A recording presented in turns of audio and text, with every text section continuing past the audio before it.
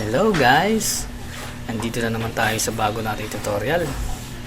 Ang topic ngayon ay paano ba gumawa ng bootable USB flash drive for macOS. Nung si Kia, pinaka-latest version niya na.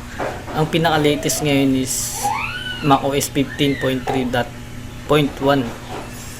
So, ang kailangan mo lang dalawang bagay. Yung USB flash drive na 32 gig. Hindi pwede yung 16 gig kasi masyado nang mababa. 32 gig na siya. So kasi 15 gigabyte ata yung yung laki ng installer.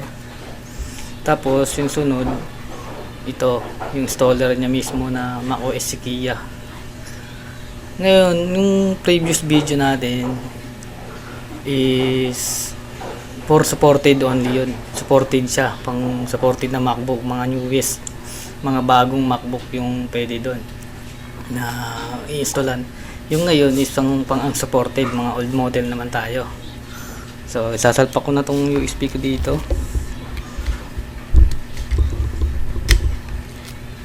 Yan. Kahit 2009 pa yan yung version ng MacBook mo, pwede yan dito. Ayun na, binasa na yung USB ko. Unang gawin natin is i-reformat muna natin yan. Yan. Tapos this. Yan.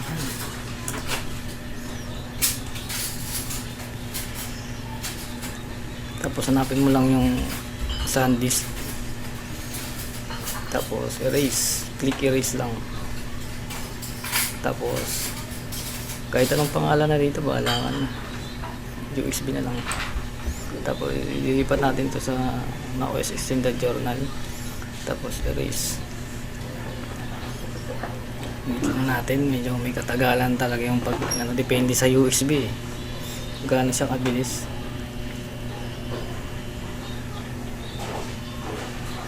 Wait lang natin.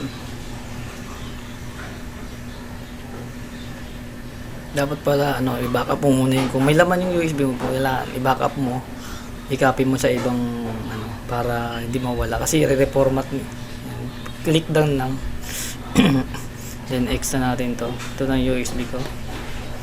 Ayan, so na-reformat na. So kung wala pa kayong ganito, tuturo ko kung paano siya i-download. Tapos yung sunod, download tayo ng OpenCore Legacy Patcher. Click mo lang Google. Search tayo sa Google ng OpenCore. Yan. Itong OpenCore Legacy Patcher download. Click mo lang yan. Tapos click mo yung pinakaunang link. Yan. Tapos baba.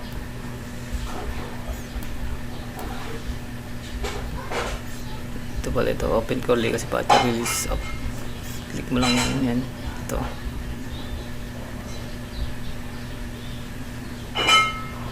Pag na-click mo na yan, ito pinaka-latest niya sa pag-record ko ngayon, 2025 February 2.2.0 pinakabago ngayon. Click mo lang to.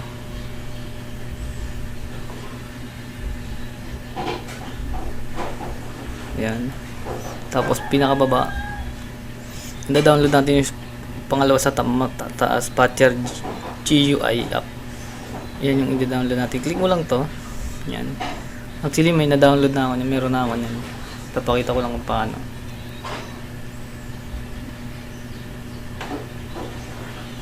Ayan. Save lang. Ayan, meron na nga ako. Ayan. So pag na-download na yan, install nyo lang. Copy, lang naman, i-drag nyo lang naman yan sa application So open na natin ngayon yung Lucky Patcher. Ayan. Pag na-install nyo na, ang Lucky Patcher kasi yan yung way para ma-install yung pinaka-latest na macOS sa unsupported Mac, sa mga old model na MacBook Pro, MacBook Air. So unang gawin natin dito is, kung wala pa kayong installer, ayan, ito i-download nyo siya dito mismo. Ayan, create macOS installer. Ayan,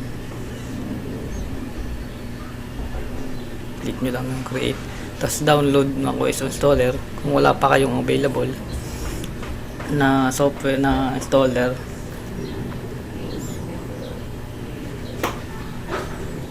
Yan, ito. Tapos click download mo lang. Meron na ako yan, kaya hindi ko na i-download ulit. Pinaka latest 15.3.1, 15 GB siya. So return muna natin. Ito yung pinaka importanteng step para ano, kasi yung paggawa ng installer sa USB is specific lang siya sa model. Hindi siya pwede sa lahat ng ano ng MacBook. Settings, yung model ko MacBook, ito wait lang, return muna natin. Dito nga hanapin mo model MacBook Pro 9.1 or ano ito. So settings mo, sa settings kasi sa ano niya, sa default niya is nakalagay siya ito, host model. Kung dito mo mismo siya i-install yung macOS mo, pero kung sa ibang ano, sa ibang MacBook Pro, tapos dito mo ginawa yung USB mo, hindi siya ma-install doon sa kabila sa isang MacBook. So ngayon, ang unang gagawin mo is hanapin mo muna yung model mo, kasi ito pag in-drop down mo yan, lalabas yung mga model. Ayan, ang akin kasi MacBook Pro .1. Ayan na, .1 9.1. So, paano makikita yan? Open mo lang yung isang MacBook na installan mo. Tapos, about this Mac. Ayan. So, para maka-install ka sa specific kahit anong MacBook Pro na mga old model. Ayan, tinan mo akin 2012 siya, pero macOS kaya isa. So, more info lang. Click mo yung more info.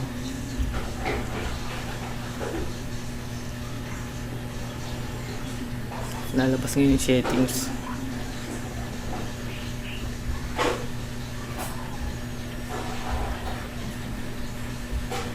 Ayan, sa settings lalabas yung about.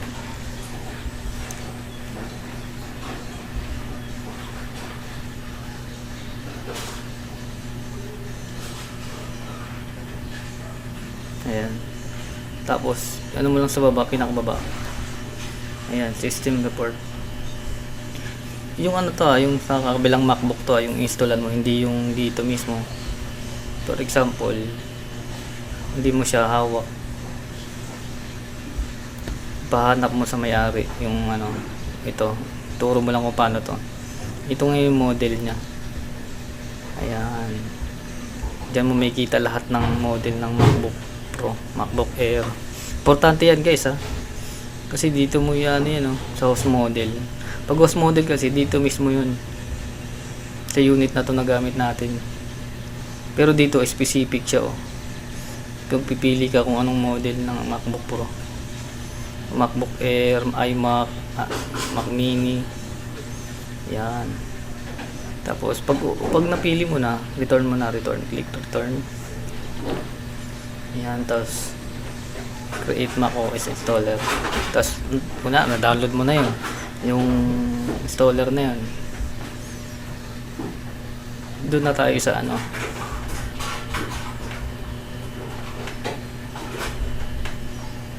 yan, use existing macOS installer na tayo.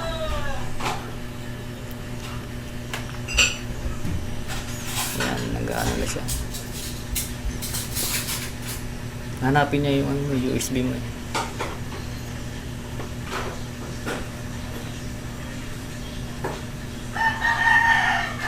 Medyo may katagalan to guys, so ipa-fast forward ko na lang yung pagka-copy niya, pagka-i-install niya na sa USB flash drive.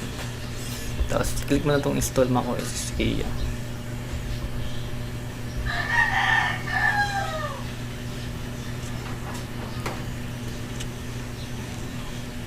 Tapos itong SanDisk 32GB, mag-aas yan ng pag-reformat, kaya dapat talaga naka-backup ka kung may lamang importante siya. Ayun ang SanDisk, click yes lang.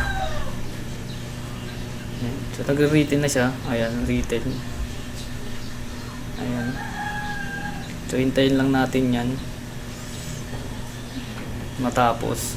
Medyo may katagalan yan, depende sa USB flash drive mo, kaya ano ko na lang to, kapassport ko na lang.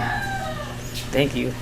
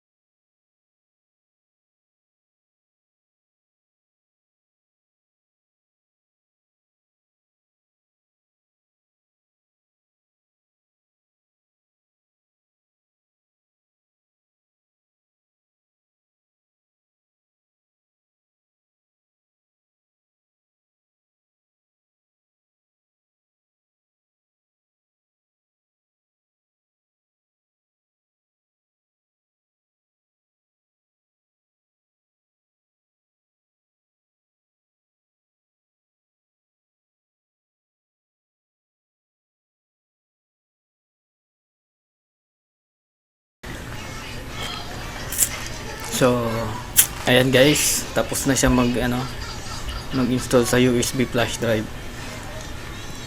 Ang tanong dyan dito is successfully created the macOS installer created successfully.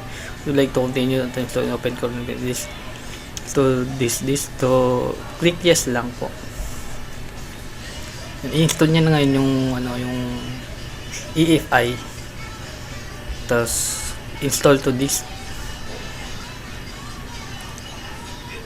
EFI yung ini-install niya dyan sa flash drive mo para mag-boot siya dun sa MacBook na unsupported. Ayan, so pipiliin mo lang dun yung flash drive mo, huwag kang malilito dito kasi magugulo yung mo dito, yung MacBook mo pag mali yung napindot mo. Ayan, this. So pili mo yung flash drive mo, tapos ito EFI, click mo lang. Ayan, in-install niya na yung niya, EFI.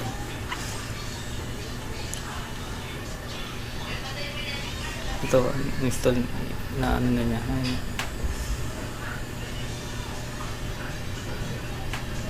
Kasi ginagawa ni OpenCore, in-install niya muna dun sa MacBook mo yung EFI. After nun, sa USB mo naman para pwede siya mag-boot sa USB. Kaya huwag kang magkakamali doon kasi ano yung boot process ng ng MacBook mo pag sa mo na install sa hard drive mo. Dapat sa USB. So ayan, click reboot na siya kapag okay na, finish na to. Pwede mo na siya install ngayon. Ignore ko muna. Yan, so balik tayo. Ngayon, yung USB na ginawa natin is pang dito sa unit mismo. Pero kapag yun nga sabi ko, sa ibang unit mo i-install, pipili ka ng model. Ito yung model niya. Yan o. Hanapin mo kung anong model niya. Ganyan. Yan. So, kung nakita mo na yung model niyan, pag dito, ang process niyan, restart. Click restart lang. Ayan, restart. Tapos, press and hold yung option button. Mapupunta ka na dun sa installation, menu. Pero pag sa ibang unit, unplug mo yung USB, tapos plug mo dun sa saka mo i-open pwede mo na siyang i-install dun sa ibang unit. So, ganyan na lang yung natin. Salamat.